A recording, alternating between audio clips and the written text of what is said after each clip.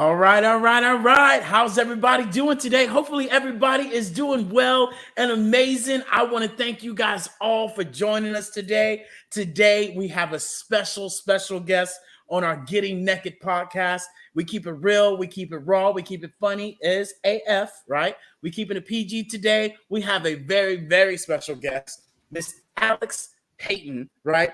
Also known as Lemonade Dream. She's a poetry phenomenon. She's been in DMV and she's been tearing it up, ladies and gentlemen. She's been featured in Bus Boys of Poetry in Baltimore. She's been in Slam Alex poetry throughout Provoking, Provocative, and Profound. She's only 12 years old.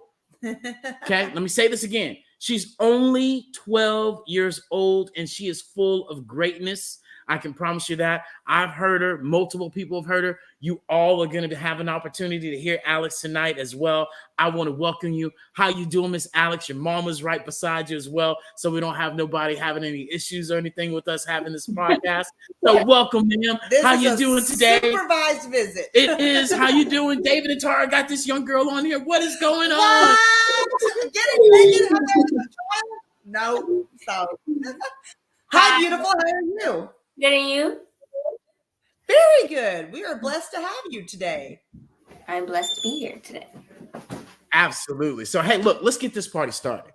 So I want to know, as a 12-year-old, right, what has inspired you to even get into poetry and an author and just doing all this amazing stuff? When did you like come out and just say, you know what? I think this is what I'm going to do. I feel like in the beginning, so it was a organization at my school, and it was a soccer and poetry thing. That's actually where I had my first poetry slam. And I was like, I didn't like the soccer, so I was like, I don't want to do it at all. I don't want it. But I ended up doing it, and I had stopped because I had started in 2019. I had made a poem, went to poetry slam. That was it. No more poetry. And then 2021, I ended up making some more poetry around like in the beginning of when my school year started. And it went from me having like 2 bodies of work to over 60. So I would say the thing that's really inspired me most, I would have to say would be my father and my teacher that helps me along the way. So, that brings up, as someone who does not write poetry, I wrote poetry when I was in school because that was what the teacher asked us to do. Where is your inspiration coming from in the sense of like, is it sometimes when you find a challenge, or is it when you experience something joyful? When do you find that poetry kind of strikes and kind of when you want to flow? When you want a poet flow. It's a very interesting one because I notice it's not like maybe I'm feeling this type of way. It's not always that. Sometimes I just look outside. Like I tried to make a poem one time simply off of seeing the leaves on a tree start to shake, and I was like, the wind bustled. Like I said something like that, and I was like, it just happens, I guess. Like I'll make maybe I'll think of a few words, put them together, write it down, and maybe I'll leave it in my notes or whatever, and I'll finish it. I love it. So, what advice would you give someone that's, wanting to pursue the same journey as you? The advice I would give somebody that wants to pursue the same journey as me, I would tell them, even when things are starting to get tough, like when you get writer's block or creator's block simply, you should always allow yourself that break, but don't stop trying. Don't give up on yourself, because if you're not going to be your biggest cheerleader, you never know who else won't be for you. So you got to make sure you're always your biggest cheerleader. I love it. I got a joke for you. You ready? You ready? What do you call a frog and a snake in a room together? A green room? That was good. That was good. It's called a jump rope.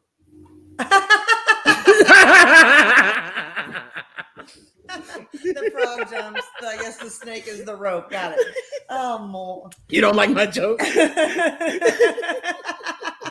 job. She's gonna write a poem about that one. Oh man. Okay, so what are some of the best resources that have really helped you along your way through poetry? I have multiple sources, but one of the main things was open mic nights. So just going to open mics. First time, my legs were shaking. I was terrified, like about to cry. I was so scared. So I would say open mics and repetition with it. So then after open mics, I think the second thing would be the people there, the artists. It's like they're always like, wow, you're only 12. And they're like so surprised by me. And they're like, I can see you having this book. I can see you doing all this. And I'm like, well, I can't let nobody down. And I want to. So I guess that's a large amount of motivation for me. And especially afterwards. And sometimes I literally will make a poem after or during an open mic. So it's always a lot of inspiration from that. And third is just the people around me, simply like family and mentors. I love it. I love it. So hey, look. So we told the people you can give us some poetry. So I want you, if you can you give us one right now? All right. Y'all be ready. I'm just letting y'all know. Just go ahead, put your mouth down. Go ahead and get your tongue to be rolled out. Just in awe. And just be in awe. This is how you do it. Yeah, it's going down. Okay. So Women's History Month is this month, March. And I have a poem just for that. Fall, get back up, tough it up. I mean, you're a man after all. Act like one. Man holds the door for woman. Ladies bow to the men like a king, and we are the peasants. Ladies stay in the kitchen. Ladies obey the men. Ladies let the men do the work while the lady watches the kids. Man proposes to lady. Traditional. The mom can't cry in front of her kids because she needs to be strong for them like a mother should. The husband is nonverbal when it comes to expressing any emotion related to his pain and trauma. We live in a world of traditional trauma, which, to be honest, is the more realistic way of saying the traditional truth. We live to the same rules that have existed for years, which, I mean, if we kept every rule, wouldn't I be enslaved? Picking cotton every day, dehumanized and stripped of my rights? Grandma and grandpa insist on the male belongs with the female, which, to be honest, is like your sexuality stuck in jail. And if I think otherwise, I'm going to hell. The world we live in is begging for change. You can't change when locked in change, but if we live to the earth's truth that's been embedded in its roots and from the roots to your brain, which the memory of generations is stuck to the fact that it's no place to rearrange, which then there's no place for new seed to be. No place for a new seed to be means history repeated until the present is in textbooks, because that's always been history. That was the traditional truth. Mm. That is amazing. When did you write that one? I feel like I was reading, or like I was talking to one of my mentors and I was just listening to them, and they had said like it was a poem, or like just saying how, oh, here it is. So he was saying how he took his wife's last name and they like merged last names. But I noticed, but he was like, the traditional way is the guy will keep his last name, and the lady will take his. So I had just made that thinking about how people just follow all these traditions and that's normal. And as soon as somebody does something different, it's like the witch trials. So I just thought that was interesting. For being 12 years old, and for you understanding traumas, and for you understanding that we as a society you're starting to see a shift, and I will tell you, you are part of this shift, my young lady. Is the beautiful thing about what you were talking about in the society is that we do because the society says we should. And at the end of the day, who said it was right or wrong, and who said it was good for us or not good for us? And so I think that you are on to something amazing in that poem that shares really a breaking out and just doing you and what works for you. And so, major, I gotta get my fingers in here. There we go. I gotta get my fingers in here for you because to see you come alive when you speak your poetry is a different thing as well. And I don't know if you know that, but there's a way that you speak now in our interview, which is great, but you become a different person when you share your poetry. And it's a beautiful thing. Both of them are. So I just want you to know that it's a beautiful thing. And why I bring that up is because when someone is doing something they love and that they're good at and that they're inspiring other people, they'll light up like you did. Yeah. And the other piece that I saw to that was you doing something different, and a lot of people being challenged when they do step outside, their boundaries of what traditions used to be, especially when it comes to mother and father and the conditions and the habits. Especially that's something that we talk about all the time, conditioning habits from how we communicate with ourselves, how we communicate with family, how we interact with each other, and, with our relationship with our food, and the relationship with our mental health. And all these things stem down from, one tradition to another tradition, especially in the minority community, of how we look at these things and the relationship that we have with these things. And you're bringing it out, which is what you said, the truth side of it, which is what you said in your poem, which I love. Anytime you come speaking the truth, a lot of people don't want to hear that, and they avoid from that, and they make you to be the black sheep, or you to be the one that's at fault, when you're just calling it out, a spade. So I love that, and what you shared with us on that as well. And even more so, you sharing, when you're inspired to write these things and how they impact. So I have another question. When was a moment that somebody came up to you and said, "Oh my God, Alex, this was absolutely amazing. This is how you impacted my life," and they shared like a story with you? Can you share with us a moment that somebody, pulled you to the side after, a show, or after you sharing with us, and what that moment was like for you? So it was actually really interesting. There was one of the poets, one of the nights, and she was, one of her poems was saying how the man she saw was the strongest, how he went from being this strong man turned into like so weak because he was fighting a disease. And it was really sad. And I was like, I felt like I was going through something at the time, and I felt like while I was reading or while I was listening, I was able to step into her shoes. And that's a saying a lot of people use when they're reading a book. Like maybe the teacher told you, make a explanation as to how this person made you feel. Like I literally felt like I was able to go inside of her shoes and feel that, and it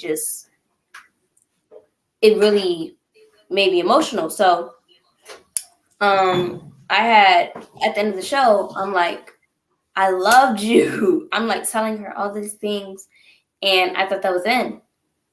She's like, you did awesome. You did amazing. Like it was a bunch of compliments, and I'm just like, it's just like so sweet how you could see, how certain people will be like, I'm amazing. I don't need any compliments from anybody. I know I'm amazing. Oh, but you could compliment me, but I'm not going to compliment you. It was like a love. And I love going to Busboys and Poets because I'm always feeling like I'm loved in the environment. And because of the no hate speech rule, and just because those people are dope, I simply believe either way, it's always going to be a family vibe. So I really enjoy Busboys, and I really do think I really enjoyed that time and that moment. I love it. I love it. That's awesome. You are further ahead than some other people in this world, my dear. And I hope and I pray, because I'm going to ask you another question here, but I want to say this. I hope and I pray that you stay true to your voice. Yeah.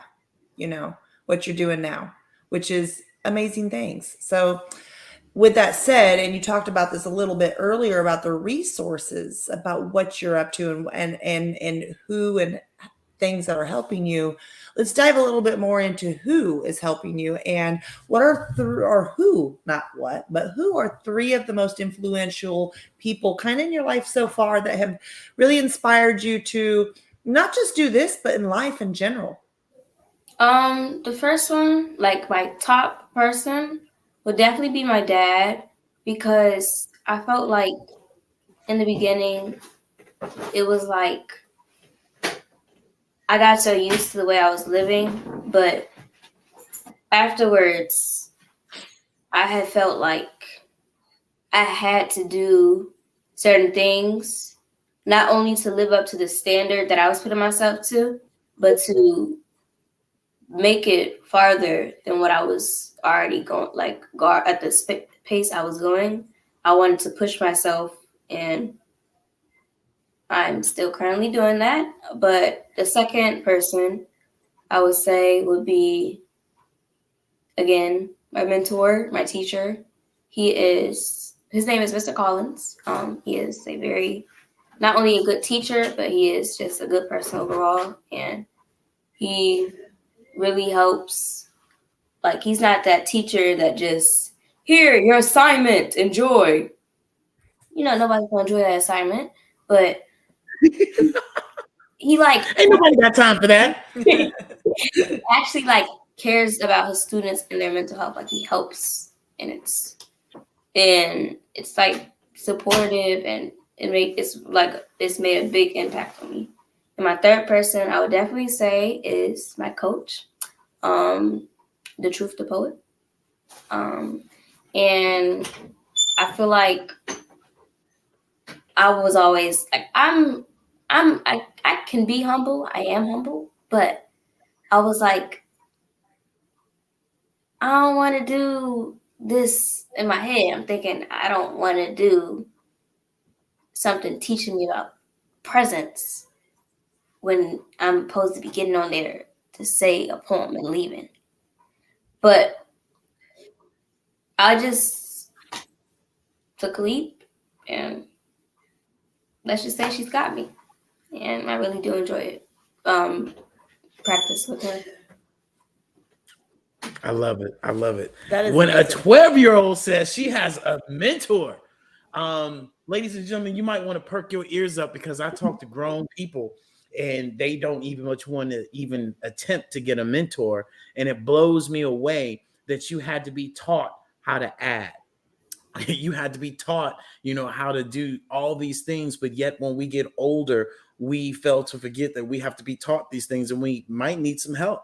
But because of our ego, because of our pride, because of our selfish ways of being, we tend to get in our own way, and we don't, are open to that. And I just applaud you and all your mentors and whoever is in your life, by giving you that encouragement and continuing to support you. Because look, mentors ain't cheap. Okay. Inflation went up. Okay. So just for you being able to invest in yourself, your family, being able to invest in you and to believe in you, which they all should, especially with how you inspire us all. So with that being said, you got another poem for us?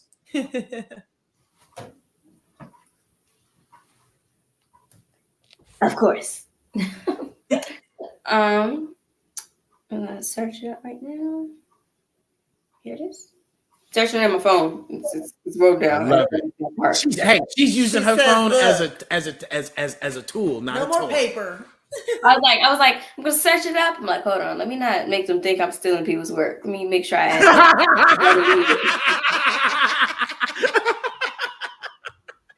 She got that off Google. I heard that the other day. She doing a Chris Tucker what is rendition that? Of, yeah, re-edition. What is that? What movie is that?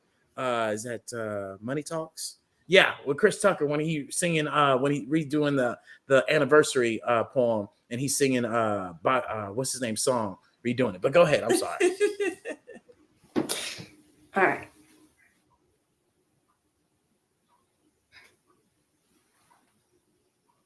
I look in the mirror and think of all the compliments. I doubt you are so beautiful. It's true. I struggle to accept myself. I go to the pool, my body exposed, dimple skin, my cellulite sticks out, stretch marks lining my knees and my stomach. It rolls over my jeans like a cake rising from the pan. Now, a muffin top is created.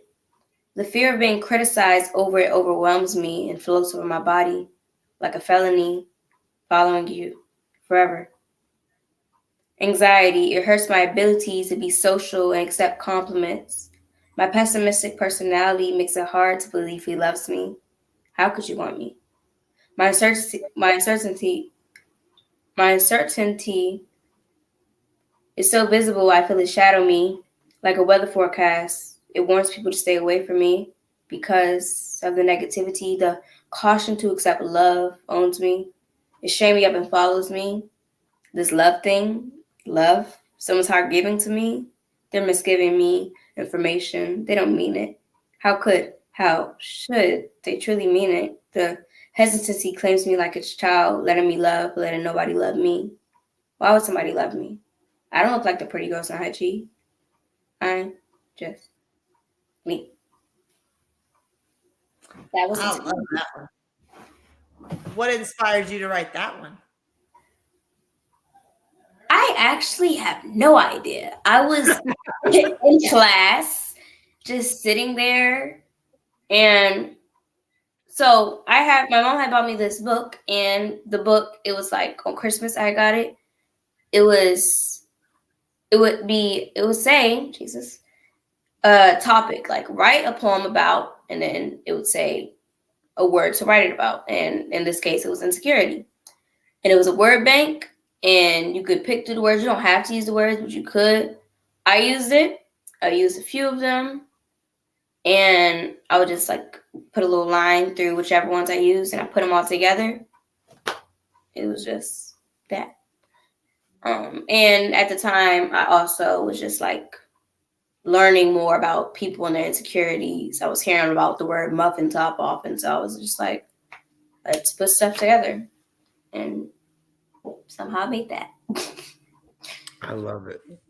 The reason why I trip over my words is because for being 12 years old, and the reason I asked what inspired you to write that and to know a little bit more about you pulling out those word banks, those words from the word bank, was because you hit it such an accurate description of what women deal with and what they deal with, thinking to themselves or whatever it is, because of so much of the pressures that we live through society and to the way. And I hope that you read your next poem here in a minute, because I think it's going to talk to a lot about what you were just speaking to. And I was going to say, girl, what do you know about cellulite?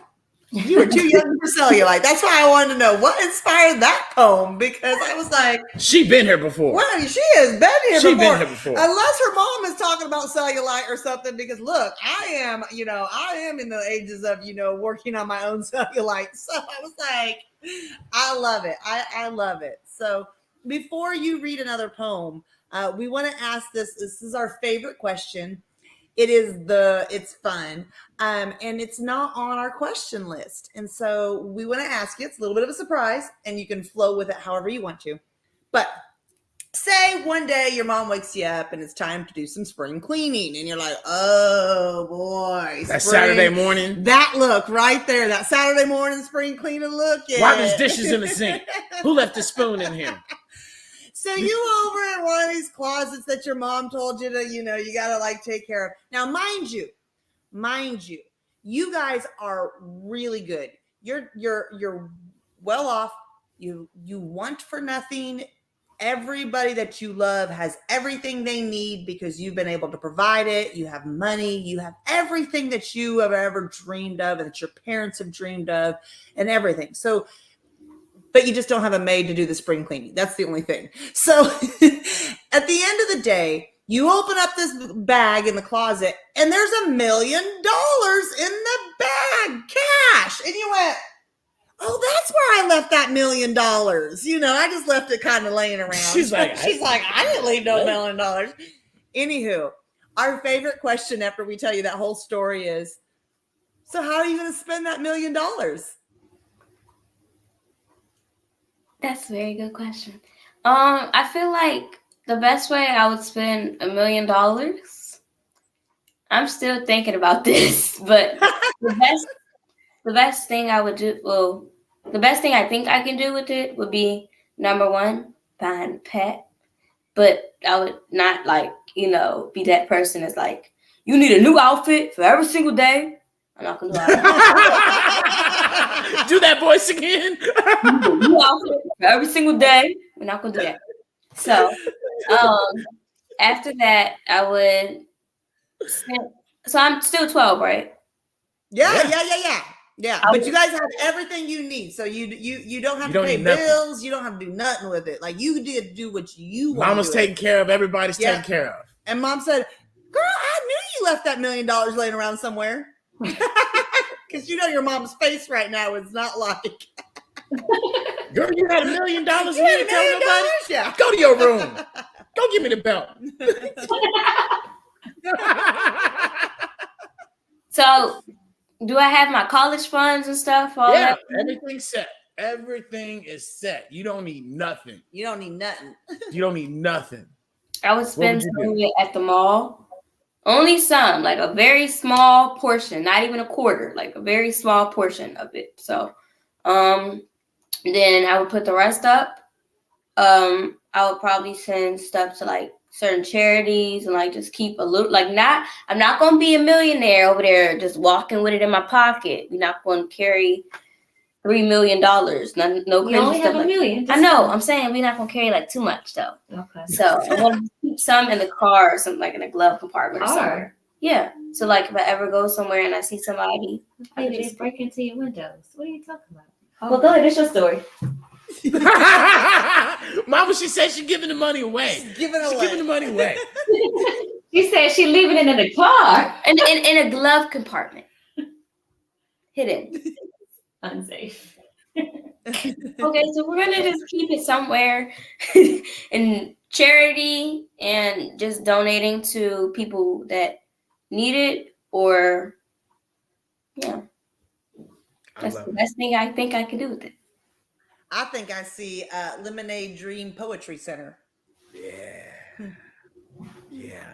I definitely like the idea of having the extra $1 million and going around and handing that money off to homeless people, because that's something that Tara and I have close to our heart, that we definitely will be helping homeless people here pretty soon, with just being able to give those people a way to start. Because a lot of times we say, well, why are people homeless? Well, it's hard to get an ID, it's hard to get your social security, it's hard to get a toothbrush, toothpaste, suits, all that stuff for those people that do want to get back on their feet. And sometimes things just hit home. So we definitely want to be able to help them out. So that's why we asked that question. And I saw you doing a little breathing earlier before your poem. I gotta ask this question. I'm literally gonna leave this meeting if you answer this the way I think you can answer this. Do you meditate? It's not exactly. I don't. Not You exactly. meditate? Not exactly, but I do. With the teacher, I will practice like if I notice like he'll notice like I start like getting a little anxious or upset. He'll like have me practice like breathing like exercises and stuff. So like if I'm like laughing or something like that, now I'm like trying to learn to just take it down so I can say my poem properly, because I don't want to be like saying something sad and I'm over there. No. Oops, my I bad. don't need to set the mood like that. So I have to definitely like I'll notice like I'll really just sit there and I'll be like just shaking or something, like I'm shaking my leg or something like that. So I have to always bring myself back so that like it's just simply practicing to be able to do that in like more difficult situations, you know? So Yeah, Centering that energy. I just love the fact that you're 12 years old and you're being able to, recognize and be aware of your breathing, be aware of how your emotions are going up and down and the frequencies. There are grown people that can't even much figure that out, and you're being able to figure that out. So touche to you, ma'am, on being able to even know what meditate is, because I didn't know how to spell meditate at 12 years old. And so just for you even, being able to understand what that is, that's amazing. So thank you for that. So I got one question for you, and I think this might be part of your Fast Five. What's one of your favorite books that you read? So I've been through many books simply like through school, but my mom actually, I went to the library during summer camp and I was like, I don't want to read. Why do I have to read? But the problem was we were looking in the kids section, and when we went to check my reading level, I wasn't in that section anymore. I was in adult section. So I was like always bored.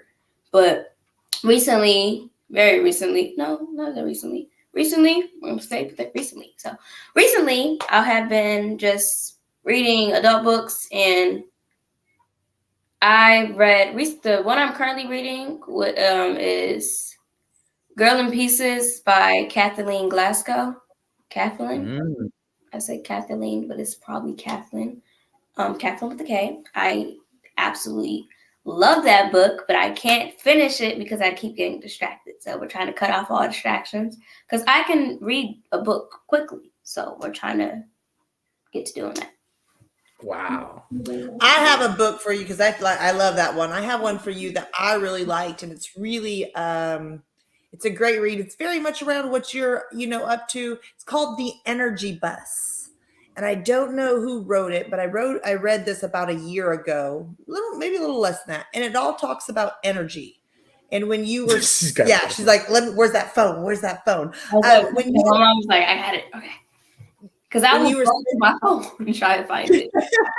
When you were centering your energy before you started your your poem there, which is what you were doing, through breathing. And it just really talks about how we are in control of our own energy. And it literally talks about a bus. And so it's called The Energy Bus. It's a great book. And I would actually like to, you're probably going to spit out a poem after you read that one, I'm sure, because it probably hit you and it hit me like that. I was like, oh, snap. Okay, I got it. So we're going to do a little Fast Five rapid questions. These are really easy. Get to know you as we wrap this little amazing podcast up. And they're simple. So just one word answers. And the first thing that pops to your mind is good for us. So we'll keep it real simple starting. What's your favorite color? Green. Green. I love it. What is your favorite way to relax? I would have to say music. One word. Oh, music. What type of music? Variety. I like it.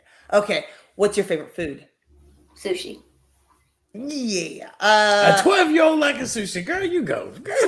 You expensive. I can tell. We're going to use that $1 million on your eating habits. Don't worry. You and me are right here. We're going to have the same expensive eating habits. No worries. Okay. Where is your favorite place to travel? Like vacation or go visit, whatever, just favorite place to go? To the park.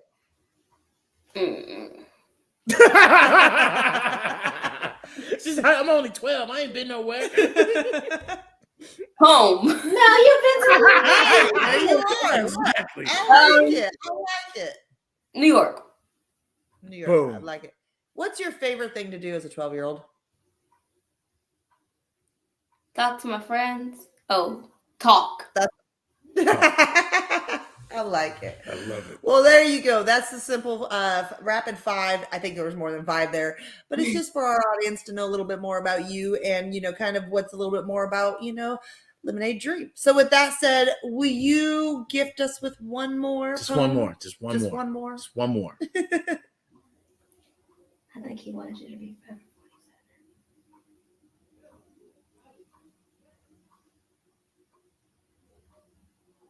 She's searching on Google. She's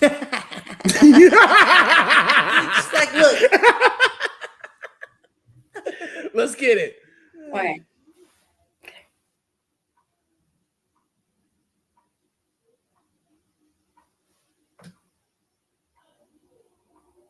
Hey, Dad. Remember when you turned 47? I watched you turn 47 and you saw me turn 11, but you didn't make it to 12. Sometimes I wish I was still 11 so you and me could still be dad and daughter. You're still here, but with only a spirit. Sometimes it only feels like daughter. I wish I never made it to 12 so I'd still be 11. Wish I'd be 11 to keep making memories so we could keep jamming to Bob Marley. The good old days, I call them. Back before all positivity fell from the column. I've been dad in life, but seeing you turn 47 lets me survive and keeps you from the pearly white gates you protect me from throughout my life. But you've always protected me. If you don't protect me, I don't know who can or who will, because Dad, you're my guardian, and Dad, you're my angel, my forever 47-year-old angel sitting with the halo and perfectly angled to watch me grow and watch me glow. Didn't want to do poetry really, but I do it to see him smile with that pearly white smile that blends in yet still stands out from the clouds. From your beautiful blue casket to your brown eyes, watching me in the sky, soaring through the night, as always, making sure his licks is all right. But I don't want to think about that. Remember when you turned 47? Back to when I was 11 and life was good? Back before the shadow covered me like a black hood? Father, can you blow out your candles on repeat so we can still have our little beats, so we can still make our little beats and have a conversation, like speak? But before you turn 47, I had just met 11, and before you can be 48, you met the great. That is forever 47. That's the one.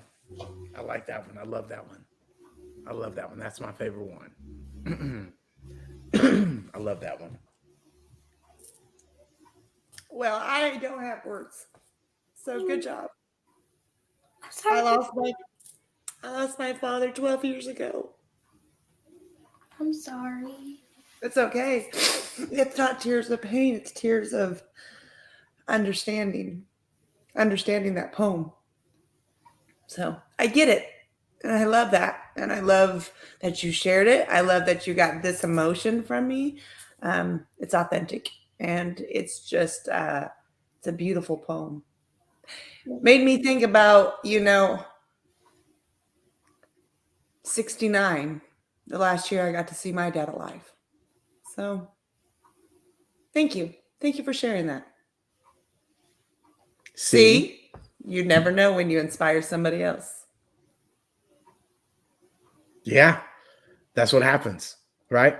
You sharing your story is your glory. You sharing your story is somebody else's survival guide, and a way for them to really be able to, live their life and continue to live it. So that's why you have to continue to share what you're doing, and don't let anybody stop you, and don't let anybody tell you, you're doing things differently or you're doing things awkwardly, because you're doing them the way that you were meant to do them, and you're doing them how you want to do them. Because guess what? You came in by this bad boy by yourself. You're going to go out this bad boy by yourself. So keep doing it, because no hearse. Bad boys for life. Yep. Oh, sorry. You look, we already here. No hearse, right? None of that, and no caskets are made for two people. So definitely make sure you continue to, help other people and live your life like you're doing it. So I'm just amazed that we get to be part of your story. Hey, I was on this bald head guy and this purple hair unicorn chicks podcast called Getting Naked. We didn't get naked. It was nothing about getting naked, but I was on their stuff, and it was a pretty good conversation. But check this out. So we appreciate you joining us and having this. So with that being said, I definitely want people to know, where and what you have up and coming, what's next, where can they find you at? I know you're going to be around us even more, but definitely tell the people where they can come and support and find you at.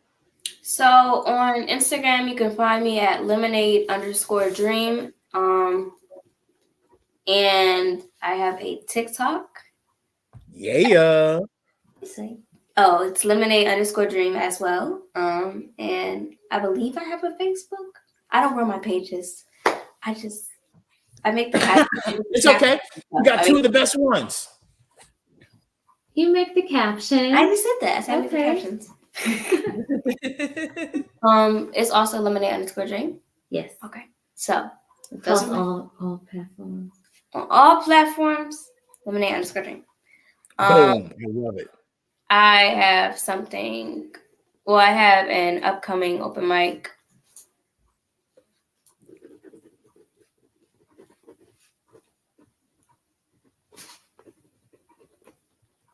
We're all waiting for the message. Yeah. Don't worry.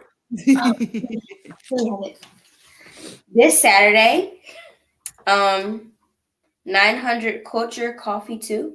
9 p.m. 9 p.m. 900. Jesus. We are going to Busboys. That is where. That is Busboys. In Shirlington. In Shirlington. At 7. At 7. You're at the Spotlight. I'm the Spotlight. Oh, yeah. Now, are you taking poems that you already have written, or do you free flow? I'm trying to learn to do like a freestyle, but it's like I'll write down something and then I'll like want to be like, no. So I gotta or I'll like, even the things that are on paper, I'll like stutter or something. So I just go through either what I've already got, or I try and make new things. So I like it. I love it. I love it. Well, hey, look, we greatly appreciate you joining us today on our live podcast, Getting Naked, from a 12-year-old Alex P, aka the Lemonade Dream. You guys make sure you tap in with her on all her social media podcasts. Make sure you give her a follow. Make sure, right, that you all are being inspired by her just getting out of her own way. If she can get on stage and she can share, her testimony, all of us could get on stage in our own life and take action, get out of our own way, and take massive action at that. And more importantly, believe in ourselves. And that's what you're doing, is you're believing in yourselves and just doing it. So I thank you. Thank Mama for having you up this late. I don't want her coming behind the counter talking about she got to go to bed. So I want to thank you. We got to go. Yeah. I want to thank you both for joining us tonight. Is there anything else that you would like to share with the folks, or anything that you want to tell the world? You on live? Come on, tell them. Don't cuss nobody out there. At DuPont Underground, I'll be there. I'll be performing. Yeah. With all the artists. Dope artists, man. We got some amazing people. I love it. I love it. She needs to be a comedian. I like the little side joke she got. Yeah. I could sit around and listen to you cut jokes all day. So, you just right here with my heart. So, well, we appreciate you, lovely. We are, inspired by you. And just inspired by the fact that you are taking massive action as a 12-year-old. And so, I know people come back to you and you're like, yeah, 12. Okay. From almost being 40, if I could go back and tell my 12-year-old self, I would do a lot about what you're talking about in your poems, just staying true to yourself. So just stay true to what works for you, my dear. In mom's guidance, of course, we got to stay within between the boundaries. But, with that said, you are a wise individual, and you've been here before. So thank you for your grace, and thank you for your words, and thank you for your beauty. So that's all I got to add for that. Thank you for allowing me on your podcast. I appreciate it a lot. Because very difficult, like not really getting out there, but being able to meet people and stuff like that. So I really do appreciate being able to join your podcast and the questions, because I actually learned some stuff about myself during the questions. So Yeah. Yeah. That's the whole idea. It's a dance party now. Right? Well, we appreciate it so much. Thank you for joining us. And with that being said, we want to thank you guys all for joining us on Getting Naked podcast from the Hello LLC. Hello stands for helping everyone live life optimally. You guys make sure you go and check out our Hello briefcase, where we can collaborate, we can automate, and we can duplicate. So if you're using one of those link trees, one of those 10K things, one of those social taps, a traditional website, you definitely probably should tap in with us so we can really be able to add some automation to your business, be able to add to your business, and more importantly, be able to help everyone with their health, their wealth, and their time, because we're human infrastructure specialists, and that's what we do. So with that being said, love, Kindness. integrity. Talk to you guys later. Make it a great night. Have a good one.